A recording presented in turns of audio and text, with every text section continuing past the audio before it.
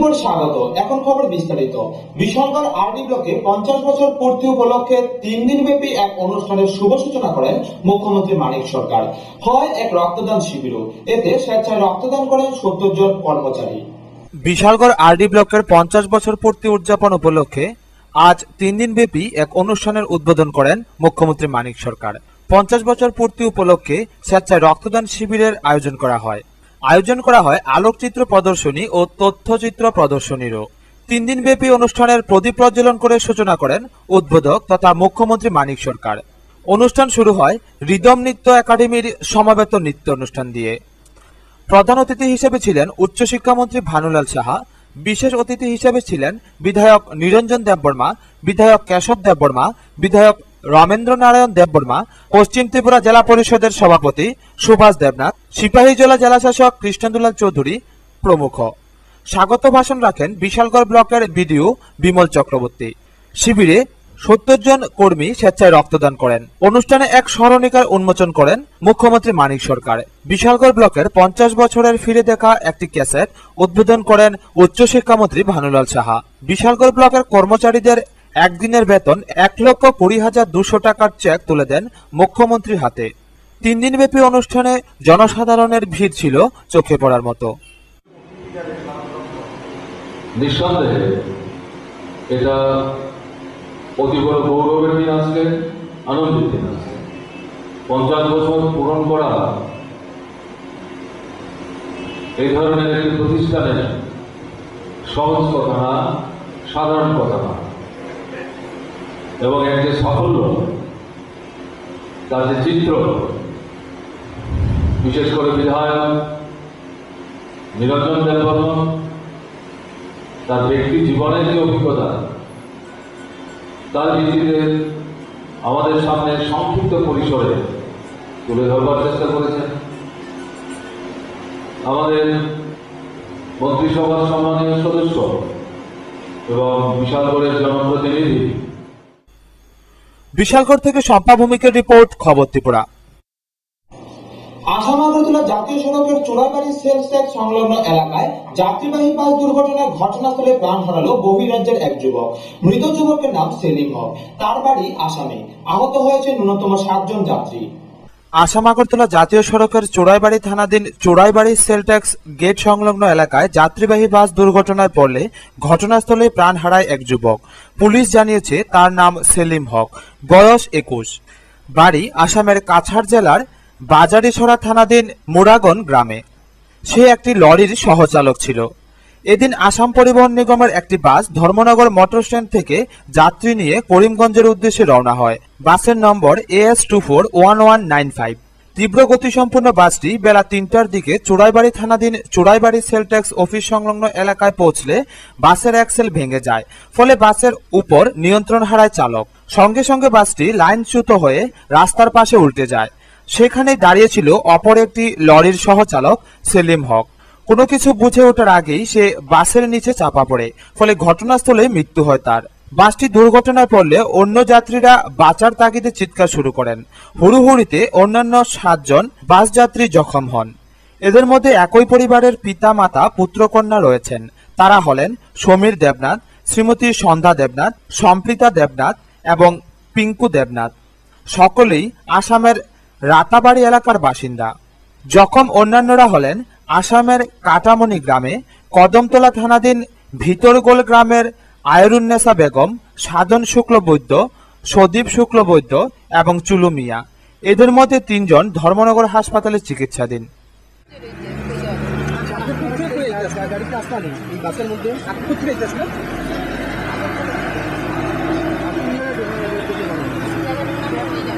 আপনার কি হয়েছে? আচ্ছা, কে কে আছে আপনার মধ্যে? রিপন দাস। তুমি কোন জায়গায় আসলে? স্ট্যান্ডে যখন হয়েছে? স্ট্যান্ডে ছিল, দাঁড়ানো ছিল। তুমি স্ট্যান্ডে কি করো? মানে অটো টাইপ। আচ্ছা, তুমি কি দেখছো এটা? মানে এখানে লোকটা ছিল, বাদ এই ট্রাকটা ছিল এখানে এই পজিশনে খাড়া করা ছিল। ট্রাক? হ্যাঁ, ওই ট্রাকটা। আচ্ছা। আর ওদিক থেকে বাস আছে, এর পিছনে আরেকটা আছে শিলচারি বাস, পুরো নাম খেতে পারে না, নাম কিছু বাসটা। ওদিকে খুব স্পিডে আছে দুটার মধ্যে উড়িয়া ইয়া মানে সাইডে লাগিয়া মানে ওরকম এক পাল্টি খাইছে। তাই মানে লোকটারে মনে ধাক্কা মারে, ট্রাকের মধ্যে লাগিয়ে মারা গেছে। এইখান থেকে আমি দেখছি মানে উড়িয়ে পড়ছে এইটুকু। মারা গেছে কয়জন? একজন আমি দেখছি স্পট ডেড হয়েছে, আর বাকিগুলা কইতে পারতাম এইটা টাইম যেটি ছাপিয়ে আইছে গাড়ি। এরপরে এটা দুইটা গাড়ি কম্পিটিশন আছে, একটা স্পিড ব্রেকার লাগে, এটা একবার থেকে এটা স্পিড ব্রেকারের ইয়ে করছে। আর দুটোই কি বাস? ব্যুরো রিপোর্ট, খবর ত্রিপুরা। আজ বিশ্ব তামাক মুক্ত দিবস। সারা বিশ্বের সাথে রাজ্য দিনটি পালিত হয়েছে বিভিন্ন সচেতনতামূলক অনুষ্ঠানের মধ্য দিয়ে। রাজধানী আগরতলায় জেলা স্বাস্থ্য বিভাগের উদ্যোগে আশাকর্মীরা এক মিছিল সংগঠিত করে। ধর্মনগরেও হয় সচেতনতামূলক আলোচনা ও পথনাটক। আজ বিশ্ব তামাক মুক্ত দিবস। এ উপলক্ষে রাজ্যের বিভিন্ন স্থানে হয় নানা অনুষ্ঠান ও আলোচনা সভা। আজ সকালে রাজধানীতে এক মিছিল সংগঠিত করে শহরের আশাকর্মীরা। পশ্চিম জেলা স্বাস্থ্য দপ্তরের উদ্যোগে হয় এই মিছিল। রাজধানীর শিশু উদ্যানে পতাকা উত্তোলন করে মিছিলের শুভ সূচনা করেন পশ্চিম জেলার সভাধিপতি সুব্রত বোস, পশ্চিম জেলা স্বাস্থ্য আধিকারিক ডক্টর জ্যোতির্ময় দাস সহ বিভিন্ন স্বাস্থ্যকর্মীরা।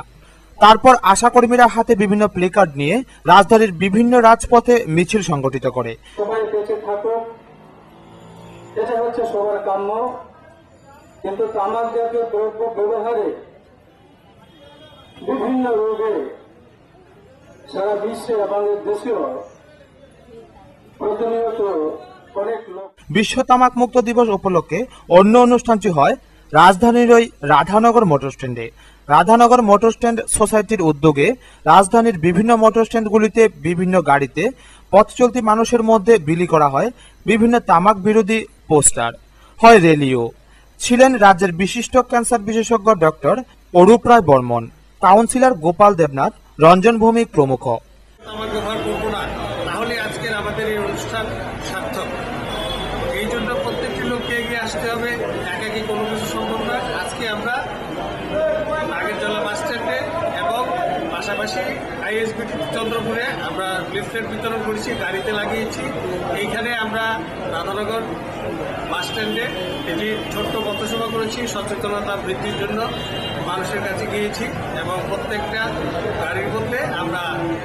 রাজধানী আগরতলা ছাড়াও ধর্মনগরেও হয় বিশ্ব তামাক মুক্ত দিবস উপলক্ষে বিভিন্ন সচেতনতামূলক আলোচনা সভা, পথনাটক ইত্যাদি।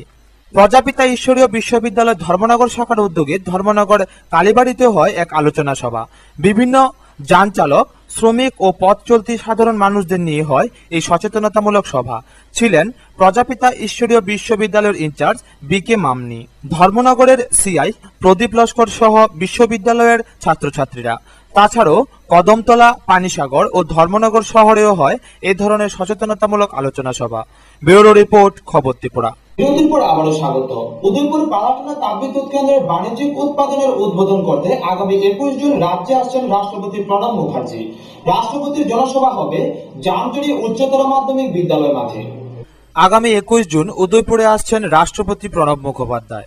এদিন পালাটানা তাপবিদ্যুৎ প্রকল্পের বাণিজ্যিকভাবে উদ্বোধন করবেন তিনি। 356 মেগাওয়াট ইতিমধ্যে প্রকল্পের প্রথম ইউনিট থেকে পরীক্ষামূলকভাবে বিদ্যুৎ উৎপাদন হচ্ছে। প্রকল্পের উদ্বোধন উপলক্ষে প্রস্তুতি দেখতে গত 18 মে 4 মন্ত্রী সহ গোমতী ও দক্ষিণ জেলার বিধায়কগণ পালাটানা সফর করেন। তাপবিদ্যুৎ প্রকল্পের উদ্বোধন উপলক্ষে সুবিশাল জনসভা অনুষ্ঠিত হবে। বলা ছিল জামজুড়ি হায়ার সেকেন্ডারি স্কুল মাঠে এই জনসভা অনুষ্ঠিত হবে, কিন্তু একটি বিশ্বস্ত সূত্রে জানা যায় জনসভা স্থান পরিবর্তন করা হয়েছে। জনসভা অনুষ্ঠিত হবে পালাটানা তাপবিদ্যুৎ প্রকল্পের অভ্যন্তরেই। প্রায় 21,500 লোক উদ্বোধনী অনুষ্ঠানের জমায়েতে অংশ নেবে বলে জানা গেছে। তাই এর প্রস্তুতি দেখতে পর্যটন মন্ত্রী রতন ভৌমিক পালাটানা তাপবিদ্যুৎ প্রকল্প এলাকা আবারও একবার ঘুরে দেখেন। উদয়পুর থেকে বাণীব্রত দত্তের রিপোর্ট, খবর ত্রিপুরা। উপনির্বাচনের প্রাক মুহূর্তে কৈলাসহরে কংগ্রেস দল ত্যাগ করে সিপিএম এ যোগ দিল 31 পরিবারের 88 জন ভোটার। দলত্যাগ সভায় উপস্থিত ছিলেন সিপিএম রাজ্য সম্পাদক মণ্ডলীর সদস্য তথা মন্ত্রী তপন চক্রবর্তী।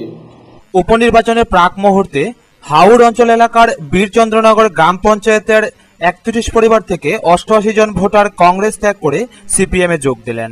গতকাল বিকেল 5টায় হাওড়ের বাজারে এক সভায় মত পরিবর্তন করে সিপিএম কে সমর্থন জানানোর জন্য সিপিএম রাজ্য সম্পাদক মণ্ডলীর সদস্য তথা স্বাস্থ্যমন্ত্রী তপন চক্রবর্তী অভিনন্দন জানান।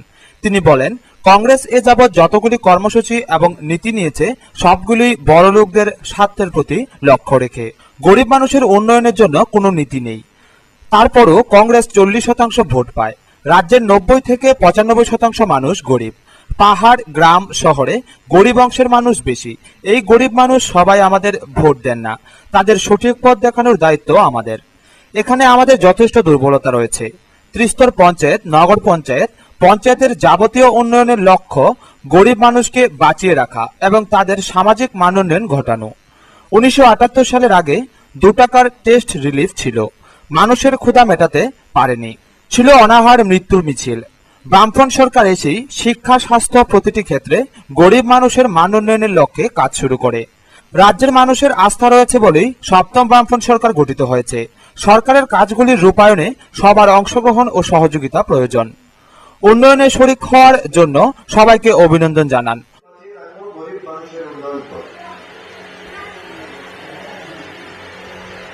এক সময় আমাদের রাজ্যে বামফ্রন্ট সরকার আসার আগে পর্যন্ত অনাহার মৃত্যু হয়েছে। এই যে সময়টা অনাহার মৃত্যুর মিছিল হয়েছে, মুমুক্ষ মানুষের মিছিল হয়েছে এবং খাদ্য চাইতে গিয়ে লাঠি পেটা হয়েছে। তখন যে সরকার ছিল আমাদের রাজ্যে, পুলিশ চালিয়ে দিয়েছিল ক্ষুধার্ত মানুষের উপর। একবার দুবার না, বহুবার এরকম ঘটনা ঘটেছে। মানুষ খেতে পারলে টেস্ট রিলিফের দাবি করে আমরা মিছিল করতাম। 2 টাকা মজুরি টেস্ট রিলিফ। অনাহারে শত শত মানুষ, হাজার হাজার মানুষ মারা গেছে। কোন কাজ ছিল না, খাদ্য ছিল না, কিছু ছিল না। বামফ্রন্ট সরকার এসে প্রথমে ওই জায়গাটা ঠিক করে। বামফ্রন্ট সরকারের কাজের 1 নম্বর সাফল্য যদি কিছু বলে তাহলে সেটা হচ্ছে সারা রাজ্যের মানুষের। উত্তর ত্রিপুরা জেলা পরিষদের সহকারী সভাধিপতি তথা সিপিএম কৈলাসহর বিভাগীয় সম্পাদক মণ্ডলীর সদস্য লক্ষণ কর বলেন, প্রতিবেশী রাজ্য আসামের কাছাড় থেকে এক প্রতিনিধি দল আমাদের রাজ্য ঘুরে দেখে অবাক হয়েছেন। কেন্দ্রীয় প্রকল্পে 3টি ভাতা আর আমাদের রাজ্য সরকার দিচ্ছে 9টি। রেগার কাজ সেখানে হাতে লমে, গরিব মানুষের হাতে টাকা পৌঁছায় না।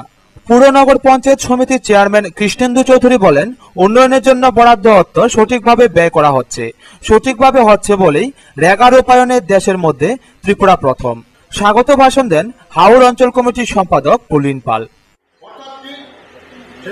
যারা মালিক, যারা লেভি দিত, সেই লেভি কেন্দ্র সরকার উঠিয়ে দেওয়া হয়েছে এবং আস্তে আস্তে দেখবেন সেই গণতন্ত্রের ব্যবস্থাকে উঠিয়ে দেওয়া হবে। আমরা যখন বলছি 14টা নিত্য প্রয়োজনীয় জিনিস, যারা গরিব মানুষ যে সমস্ত জিনিসগুলি ব্যবহার করে, সরষের তেল, চাল, লবণ, ডাল, বাংলা সাবান, যেগুলি গরিব মানুষ ব্যবহার করে, ভর্তুকি মূল্যে যাতে গণতন্ত্রের ব্যবস্থার মাধ্যমে দেওয়া হয়। আমরা যখন সেই দাবিটা করছি তখন কেন্দ্র সরকার সেই গণতন্ত্রের ব্যবস্থায় উঠিয়ে দেওয়ার জন্য পরিকল্পনা গ্রহণ করছে। কিন্তু এতে তারা কিন্তু আমাদের কথা শুনতে চাইছেন না। আমাদের শক্তি হচ্ছে জনগণ। আমরা সমস্ত অংশের মানুষকে নিয়ে আমরা কেন্দ্র সরকারের কাছে সেই চাপ দিতে চাই, আমাদের সেই দাবিগুলো সমস্ত অংশের মানুষের কাছে পৌঁছে। সেই জায়গায় কংগ্রেস আজকে আপনারা দেখেছেন যে আমাদের রাজ্যে আমরা কৈলাসহর থেকে প্রিয়তুষ দাসের রিপোর্ট, খবর ত্রিপুরা। আমবাসার 44 নং জাতীয় সড়কে পণ্য বোঝাই গাড়ি রাস্তার উপর বিকল হয়ে যাওয়ায় প্রায় 4.5 ঘন্টায় যানজট সৃষ্টি হয় জাতীয় সড়কে। পরে পুলিশ জাতীয় সড়ক যানজট মুক্ত করে। আমবাসায় 44 নং জাতীয় সড়কে পণ্য বোঝাই গাড়ি খারাপ হয় মাঝ রাস্তায়। 2 পাশে বহু গাড়ি থেমে যায়। দীর্ঘ প্রায় 4.5 ঘন্টা পর যান চলাচল স্বাভাবিক হয়। এদিকে গ্রিফ কোম্পানিকে জানানোর পর কোনো পদক্ষেপ নেয়নি বলে অভিযোগ। আজ সকাল 10:30 থেকে রাস্তা বন্ধ। গ্রিফ কোম্পানি কোনো পদক্ষেপ না নেওয়ায় স্থানীয় মানুষ এবং গাড়ির চালকদের সাহায্যে যানজট কিছুটা কমে যায়। চালকগণ রাজ্য সরকারের প্রতি দৃষ্টি দেওয়ার আবেদন জানায়।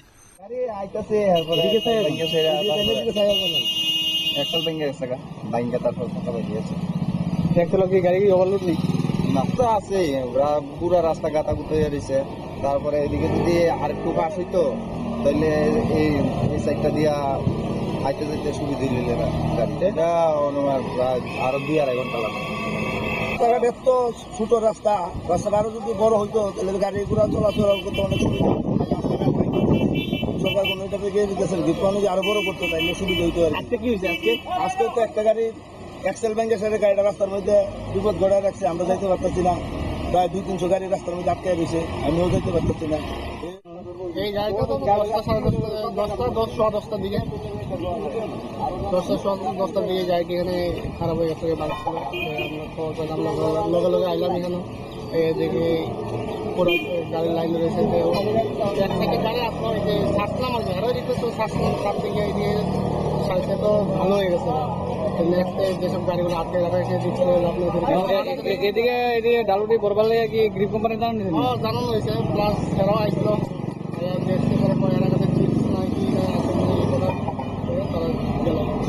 আর কতক্ষণ লাগবে অনুমান ধরে না? এখন তো গাড়ির কাজ চলছে, তারা 3 ঘন্টা লাগতে পারে। আমবাসা থেকে পূর্ণিমা বিশ্বাসের রিপোর্ট, খবর Tripura. Tripura small savings lucky draw gift coupon 2012-13 পুরস্কার বিতরণ হলো আজ। রাজধানীর মাতঙ্গিনী প্রীতিলতা হল ঘরে ভারতীয় ডাক বিভাগের উদ্যোগে হয় এই অনুষ্ঠানটি। এতে মোট পুরস্কারের সংখ্যা ছিল 312টি। ভারতীয় ডাক বিভাগের উদ্যোগে হয় Tripura small saving lucky draw gift coupon 2012-2013 পুরস্কার বিতরণী অনুষ্ঠান। আজ আগরতলা মাতঙ্গিনী প্রীতিলতা হলঘরে হয় এই অনুষ্ঠানটি। বিচারক হিসেবে উপস্থিত ছিলেন দেবাশিস মুদক এবং সভাপতি ছিলেন এন ডারলং। প্রতিযোগিতায় মোট পুরস্কারের সংখ্যা ছিল 312টি। প্রথম পুরস্কার 1 লক্ষ টাকা, দ্বিতীয় পুরস্কার 50,000 টাকা, তৃতীয় পুরস্কার 15,000 টাকা, চতুর্থ পুরস্কার 5,000 টাকা, পঞ্চম পুরস্কার 2,000 টাকা এবং ষষ্ঠ পুরস্কার হিসেবে ছিল 1,000 টাকা। ডাক বিভাগের উদ্যোগে 1990 সাল থেকে প্রায় প্রতি বছরই এই অনুষ্ঠানটি হয়ে আসছে। ব্যুরো রিপোর্ট, খবর ত্রিপুরা। সোনামুড়া নগর পঞ্চায়েতের 10 নং ওয়ার্ডের উপনির্বাচন উপলক্ষে মনোনয়ন জমা দিলেন কংগ্রেস দলের প্রার্থী অক্ষয় গুহ। ছিলেন ব্লক সভাপতি সহ অন্যান্য কংগ্রেস নেতৃত্বরা। সোনামুড়া নগর পঞ্চায়েতের একটি কেন্দ্রের উপনির্বাচনের জন্য আজ মনোনয়ন জমা দিল ভারতীয় জাতীয় কংগ্রেস পার্টি। সোনামুড়া নগর পঞ্চায়েতের 10 নং ওয়ার্ডের কংগ্রেস প্রার্থী অক্ষয় গুহ আজ তার মনোনয়ন জমা দেন নগর পঞ্চায়েতের দায়িত্বপ্রাপ্ত নির্বাচনী আধিকারিকের নিকট। প্রার্থী অক্ষয় গুহ ছাড়াও উপস্থিত ছিলেন জাতীয় কংগ্রেসের ব্লক সভাপতি ইদ্রিস মিয়া, কংগ্রেস নেতা ধ্রুবলাল চৌধুরী সহ অন্যান্য কংগ্রেস নেতৃত্বরা। আজই ছিল ত্রিস্তর পঞ্চায়েত, নগর পঞ্চায়েত ও এডিসি ভিলেজ কমিটির উপনির্বাচনের জন্য মনোনয়ন জমা দেওয়ার শেষ তারিখ। উল্লেখ্য, সোনামুড়া নগর পঞ্চায়েতের 10 নং ওয়ার্ডের সিপিএম দলের নির্বাচিত প্রার্থী শ্যামল চক্রবর্তী বর্তমানে বিধায়ক নির্বাচিত হওয়ায় আসনটি শূন্য হয়ে পড়ে এবং এটিতে উপনির্বাচন প্রয়োজন হয়ে পড়ে। আমি ভারতীয় জাতীয় কংগ্রেসের দলের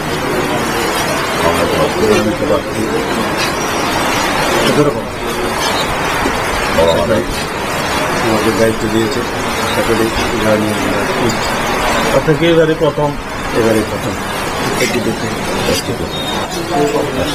100% আসা। আমি মনে করি না আমার কংগ্রেস মানুষের দলত্যাগ বলে সুবলবাবু দলত্যাগ করছেন, কিন্তু আমার সোনামুড়ার কংগ্রেসীরা দলত্যাগ করেন নাই। আমি আশা করি তার প্রতিফলন নগর পঞ্চায়েত বা ইলেকশনে দেখা যায়। আশাবাদী আমরা। হয়তো প্রশ্ন উঠতে পারে বিধানসভায় আপনাদের ভরাডুবু হয়েছে, যে কথাটা হয়েছে বিধানসভার পরেও গুমতিতে অনেক জল প্রবাহিত হয়েছে। বিধানসভার পরে অনেকগুলি রাজনৈতিক ঘটনাও সেখানে ঘটছে, যেগুলি নাকি মানুষ বুঝতে পারছে যে বিধানসভায় আমরা ক্ষমতায় আসতে না পারাতে এখন বিভিন্নভাবে মানুষ অসুবিধার মধ্যে যতই বিপর্যয় হোক না কেন আবার ঘুরে দাঁড়ানোটা শুরু হবে আমাদের এই উপনির্বাচনের মধ্য দিয়ে। সুকান্ত বর্মন ও বাপি নামের রিপোর্ট, খবর ত্রিপুরা। বিশালগড় চরিলামে রবীন্দ্র নজরুল সংস্কৃতি চর্চা ও রবীন্দ্র নজরুল জয়ন্তী উদযাপন করা হয়। উদ্বোধন করেন মন্ত্রী ভানুলাল সাহা। রাঙ্গাপানিয়া নামে একটি স্মরণিকাও প্রকাশ করা হয় এদিন। গতকাল বিকেলে বৃষ্টির মধ্যেই চরিলামে রবীন্দ্র নজরুল সংস্কৃতি চর্চা ও রবীন্দ্র নজরুল জয়ন্তী উদযাপন করা হয়। অনুষ্ঠানের উদ্বোধক ও প্রধান অতিথি হিসেবে উপস্থিত ছিলেন উচ্চশিক্ষামন্ত্রী ভানুলাল সাহা। সম্মানিত অতিথি হিসেবে উপস্থিত ছিলেন সিপাহীজলা জেলা শাসক কৃষ্ণেন্দুলাল চৌধুরী, বিশালগড় ব্লকের বিডিও বিমল চক্রবর্তী প্রমুখ। প্রদীপ জ্বালিয়ে ফলক উন্মোচন করে এবং ফিতা কেটে অনুষ্ঠানের শুভ উদ্বোধন করেন উচ্চশিক্ষামন্ত্রী ভানুলাল সাহা। রাঙ্গাপানি নামে একটি স্মরণিকা উন্মোচন করেন উচ্চশিক্ষামন্ত্রী ভানুলাল সাহা। অনুষ্ঠানে বিভিন্ন সাংস্কৃতিক অনুষ্ঠানও অনুষ্ঠিত হয়।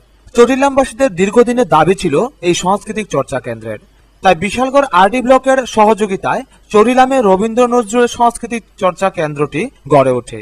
অনুষ্ঠানে সংস্কৃতি প্রেমীদের উপস্থিতি ছিল লক্ষণীয়। বিশালগড় থেকে শম্পা ভৌমিকের রিপোর্ট, খবর ত্রিপুরা। ভারতীয় স্টেট ব্যাংক কৈলাসহর শাখার উদ্যোগে কৈলাসহরের রাংরং টিই জুনিয়র বেসিক স্কুলে দান করা হলো 10টি সিলিং ফ্যান।